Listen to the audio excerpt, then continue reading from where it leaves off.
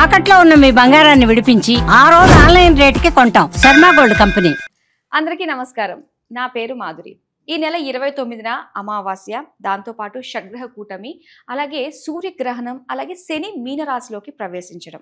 మరి దీని ద్వారా ఏ రాసుల వారికి ఎలాంటి ప్రభావం రాబోతుంది, అలాగే బాగా లేనటువంటి రాసుల వారు ఎలాంటి జాగ్రత్తలు, ఎలాంటి పరిహారాలు తీసుకుంటే అంతా శుభసూచకంగా ఉంటుంది. దీనికి సంబంధించి మనకి కూలంకషంగా తెలియజేయడానికి మనతో పాటు ఉన్నారు ప్రముఖ జ్యోతిష్య పండితులు బ్రహ్మశ్రీ నందిబట్ల శ్రీహరి శర్మ గురువు గారు. నమస్కారం గురువు గారు. వాగర్థావివ సంపృక్తౌ వాగర్థ ప్రతిపత్తయే జగతః పితరౌ వందే పార్వతీ పరమేశ్వరౌ. సదాశివసమారంభాం శంకరాచార్య మధ్యమాం అస్మదాచార్య పర్యంతం వందే గురు పరంపరాం. ఆదిత్యాయ చ సోమాయ మంగళాయ బుధాయ చ గురుశుక్రశనిభ్యశ్చ రాహవే కేతవే నమః. శృంగేరి జగద్గురు పీఠాధిపతులకి, కంచిపీఠాధిపతులకి నమస్కారములు తెలియజేసుకుంటూ కార్యక్రమాన్ని ప్రారంభిద్దాం. గురువుగారు, మరి ఈ రకంగా అన్ని మనకి షడ్గ్రహ కూటమి, సూర్యగ్రహణం, దాంతోపాటు శని మీనరాశిలోకి ప్రవేశించడం, దీనివల్ల ప్రపంచం మొత్తం ఎలా ఉండబోతుంది అంటారు? ప్రధానంగా మనకు బృహత్ పరాశర హోరాశాస్త్రం కానీ, బృహత్ సంహిత ద్వారా కానీ, అలాగే దైవ కాలజ్ఞానం అయినటువంటి ఈ యొక్క సంబంధించినటువంటి గ్రంథాల ద్వారా మనకు కొన్ని గ్రహాల కలయిక అనేటువంటిది, కొన్ని మార్పులు చేర్పులు అనేటువంటివి జరుగుతాయి. ముఖ్యంగా 2 గ్రహాల కలయిక, 3 గ్రహాల కలయిక, చాతుర్గ్రహ కూటమి, 4 గ్రహాల కలయిక, 5 గ్రహాల కలయిక, 6 గ్రహాలు, 7 గ్రహాలు, ఆఖరినది పెద్దదైనటువంటిది 8 గ్రహాల కలయిక. ఉదాహరణకి మీకు తెలియచేస్తాను. ప్రపంచాన్ని గడగడలాడించి నరరూప రాక్షసుడైనటువంటి Genghis Khan, Mongolia దేశస్థుడు. Genghis Khan జాతకంలో అష్టగ్రహ కూటమి ఉన్నప్పుడు జన్మించడం జరిగింది. తద్వారా ప్రపంచ వినాశనానికి ఒక కారణభూతుడయ్యాడు, రాజ్యదాహానికి. ఇక మనం గమనించుకున్నట్లయితే కొన్ని గ్రహకూటములు అనేటువంటివి, కొన్ని పరిణామాలు అంతరిక్షంలో ఏర్పడుతున్నప్పుడు భూమి మీద కొన్ని విపత్తులు అనేటువంటివి కొన్ని ఏర్పడడానికి సంకేతము గ్రహకూటములు అని చెప్పడం జరిగింది. ఇక పంచగ్రహ కూటమి అనేటువంటిది ఏర్పడినప్పుడు ఏమవుతుంది? ప్రధానముగా పరిపాలకులకి ఇబ్బందికర పరిస్థితులు అనేటువంటివి ఏర్పడతాయి.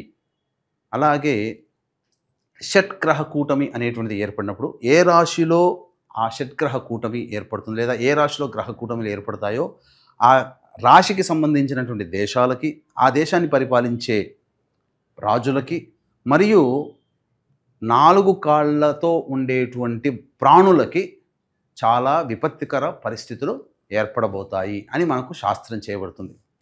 ఇక మనకు ఈ మీన రాశిలో ఈ గ్రహకూటమి ఏర్పడుతుంది. అలాగే దీనికి సంబంధించి మనం ఒక్కొక్క వారిగా వద్దాం. మనం గమనించుకున్నట్లయితే ఆ రోజున సూర్యగ్రహణం కూడా ఏర్పడుతుందమ్మా. 29వ తారీఖు మనకు అది 2 గంటల 20 నిమిషాల నుంచి 4 గంటల 30 నిమిషాలు మన భారతదేశ కాలమాన పరిస్థితుల ప్రకారం చూసుకుంటే. కానీ ఈ సూర్యగ్రహణం అనేటువంటిది మన భారతదేశంలో కనిపించదు. కాబట్టి భారతదేశంలో నివసిస్తున్నటువంటి మనలాంటికి ఎవ్వరికీ కూడా నియమాలు పాటించాల్సిన అవసరం లేదు. నియమాలు అంటే ఏంటి?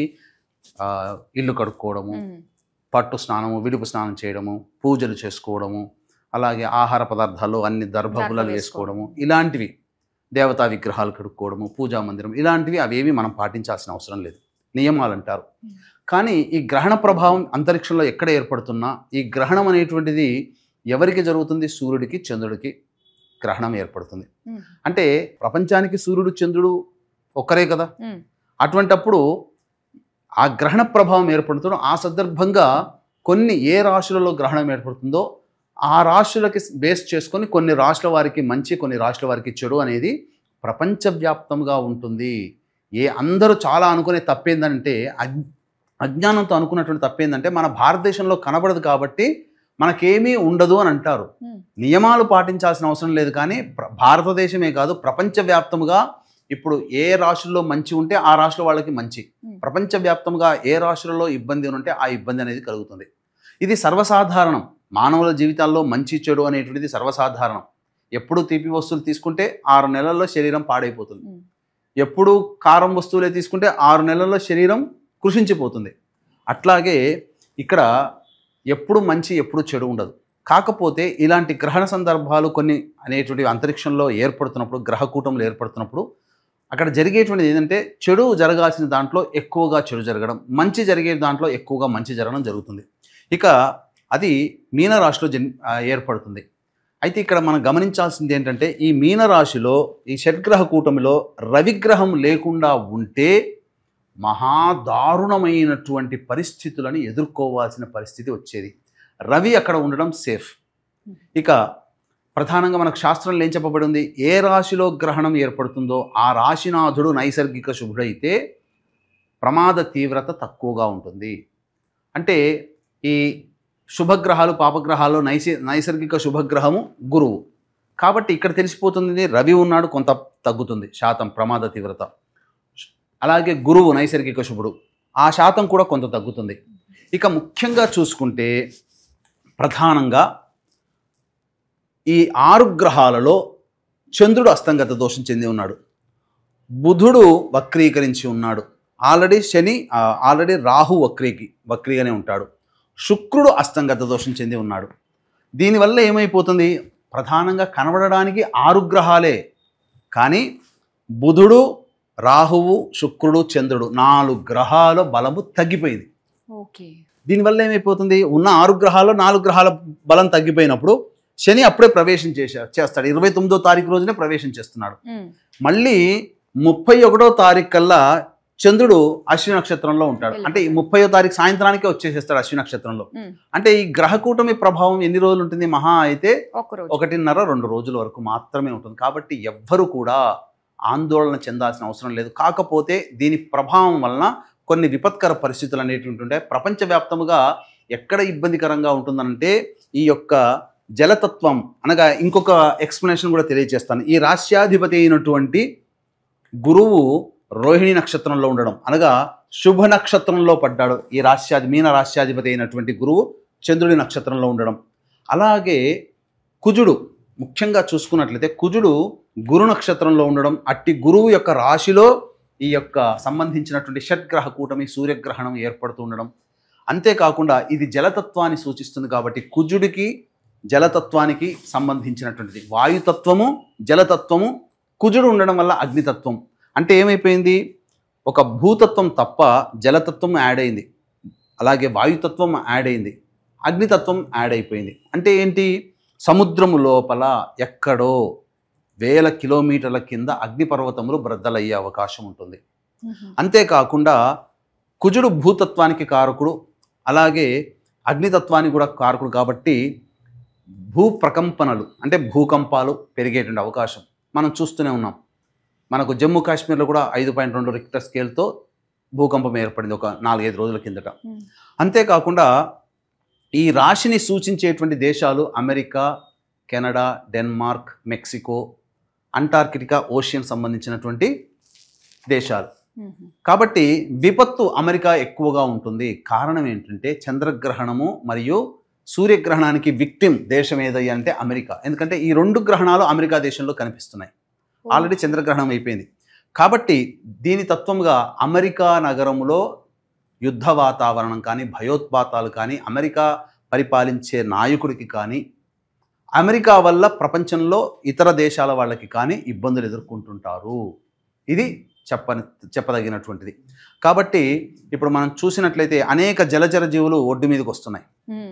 కనబడినటువంటి వింత జీవులు ఇప్పుడు కనబడుతున్నాయి. అంటే ఎక్కడో నీటి లోపల ఉండాల్సిన జీవులు పైకి వస్తున్నాయి అని అంటే నీటి లోపల ఏదో అలజడి జరగబోతుంది. సునామీలు రావచ్చు, భూకంప తీవ్రతలు రావచ్చు, ఇవన్నీ జరిగే అవకాశం ఉంటుంది. ఇది మనము కొట్టి పారేయవలసినటువంటి అవసరం లేనటువంటి చర్చ. ఎందుకనంటే ఖచ్చితంగా ఈ గ్రహకూటమి మనం జ్యోతిష శాస్త్రం ద్వారా మనం తెలుసుకుంటాం, అదే సైంటిస్టులు రీసెర్చ్ చేసి తెలుసుకుంటారు. మనకి వాళ్ళకి పెద్ద తేడా ఏమి లేదు. కాకపోతే గ్రహకూటమిని అనుసరించి మన మహర్షులు అందించినటువంటి విజ్ఞానం ప్రకారం ఇలా జరగబోతుంది భవిష్యత్తులో అని చెప్పబడుతుంది. ఇది ప్రపంచానికి జరిగేటువంటి విపత్తుగా మనం చెప్పుకోవచ్చు. ఇక భారతదేశం విషయానికి వచ్చేసేసరికి మీనరాశి ఈశాన్య రాష్ట్రాలకు సంబంధించినటువంటి దేశము. మన దేశంలో కొన్ని రాష్ట్రాలు ఉన్నాయి కాబట్టి అవేంటి, అస్సాం, మణిపూర్, మిజోరాం, వెస్ట్ బెంగాల్. ఈ యొక్క రాష్ట్రాలలో ఈ రాష్ట్రాన్ని పరిపాలించే నాయకులకు కానీ, రాష్ట్రంలో ఉన్నటువంటి ప్రజలకు కానీ ఈ రాష్ట్రాల్లో కొంత విపత్కర పరిస్థితులు అనేటువంటివి ఉంటాయి, తీవ్రవాద సమస్యలు ఉంటాయి. ప్రధానంగా ఈ యొక్క శని మారడం చేత శని సామూహిక మారణాలకి కారకుడు అవుతాడు. అందుకని ఎక్కువగా బాంబ్ బ్లాస్ట్ జరిగినా, ఎక్కువగా భూకంపాలు జరిగినా, ఎక్కువగా సునామీ ప్రభావాలు వచ్చినా, ఎక్కువగా ప్రకృతి విపత్తులు అనేటువంటి జరిగినా అవన్నీ కూడా శనివారం నాడే ఎక్కువగా జరుగుతున్నటువంటి సంఘటనలు. కాబట్టి 29వ తారీఖు రోజున శనివారం అయింది. శని పూర్వభాద్ర నక్షత్రంలోకి ప్రవేశం చేస్తున్నాడు. కాబట్టి ఈ సందర్భంగా ఉత్తరాభాద్ర నక్షత్రము శని నక్షత్రంలోనే గ్రహణం ఏర్పడుతుంది. ఇన్ని కారణాల వల్ల జాగ్రత్తలుగా ఉండాలి. అంటే ఏంటి? ప్రధానంగా దేవతా అనుగ్రహాన్ని పొందే ప్రయత్నం చేసుకుంటే చాలా మేలు జరుగుతుంది. ఇష్టదేవత ఆరాధన, అలాగే ప్రతి వాళ్ళు కూడా వీక్షించేటువంటి సుమన్ టీవీ ప్రేక్షకులు ప్రతి వాళ్ళు కూడా దేవతా అనుగ్రహాన్ని పొందే ప్రయత్నం చేయాలి. కాబట్టి ఇట్టి దేవతా అనుగ్రహం మీ వంతు ప్రయత్నంగా మీరు చేయడం. ఎందుకనంటే ఏ సమస్యకైనా పరిష్కార మార్గాలు రెండు ఉంటాయి. ఒకటి మానవ పరిష్కారం, రెండు దైవ పరిష్కారం. మానవ పరిష్కారంగా మీరు ఇష్టదేవత ఆరాధనని కుటుంబ సభ్యులందరూ కూడా ఈ యొక్క గ్రహణ ప్రభావం అనగా శని మార్పు చెందుతున్నటువంటి రోజు అనగా ఉగాది నుంచి లెక్క వేసుకొని చైత్ర వైశాఖ మాసంలో 2 నెలల పాటు ఖచ్చితంగా మీరు ఇష్టదేవత ఆరాధన ప్రతి నిత్యము కుటుంబ సభ్యులందరూ చేయవలసినది. అలాగే మంత్ర పరిష్కారంలో భాగంగా బ్రాహ్మణుల చేత మనం చేయించుకునేటువంటిది. కాబట్టి ఇట్టి మంత్ర పరిష్కారంలో భాగంగా అందరికీ అందుబాటులో ఉండే విధంగా ఈ యొక్క షట్గ్రహ కూటమి, సూర్యగ్రహణము, అమావాస్య, శని మార్పు చెందుతున్నటువంటి కారణం చేత అంతరిక్షల దేవతలు అనగా దశమహావిద్యల యొక్క సహాయం తీసుకోవడం. అందులో భాగంగా ప్రత్యంగిర హోమము, బగలాముఖి హోమము, రాజశ్యామల హోమము, వారాహి హోమము, ధూమవతి హోమము, కాలభైరవ హోమము, మృత్యుంజయ హోమాలతో పాటుగా విద్య, వివాహ, ఉద్యోగ, దాంపత్య, అనారోగ్య సమస్యల నివారణకి విశేషమైనటువంటి సర్వదోష నివారణ పూజలు, హోమాలు అనేటువంటివి చేయించడం జరుగుతుంది. అవకాశం ఉన్న వాళ్ళు కార్యక్రమ తదనంతరం కాంటాక్ట్ చేసి ఈ కార్యక్రమంలో సభ్యులుగా నమోదు చేసుకోవచ్చు.